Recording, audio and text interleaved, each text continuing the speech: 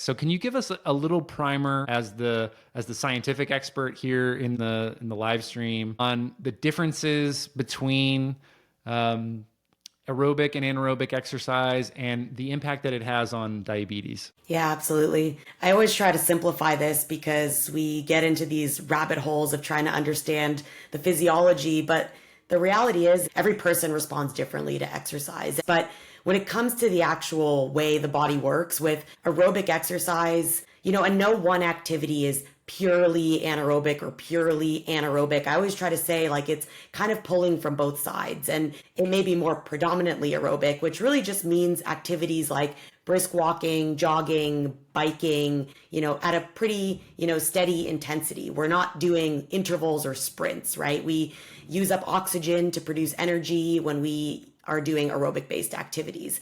We can typically sustain those activities for 30 minutes or longer. And in the diabetes response, aerobic activities oftentimes tend to cause glucose levels to drop. The body's using up the energy in those muscles, and blood sugars often tend to drop the longer we do these aerobic based activities, especially 30 minutes or longer. But when it comes to anaerobic activities, unless you're absolutely doing like really the heaviest powerlifting, 1 rep max, or biggest sprint you've ever done, that may be more anaerobic in nature. Anaerobic really relies on not using oxygen, using up very like short, intense efforts. And this type of intensity or exercise, in some instances, can actually cause glucose levels to rise.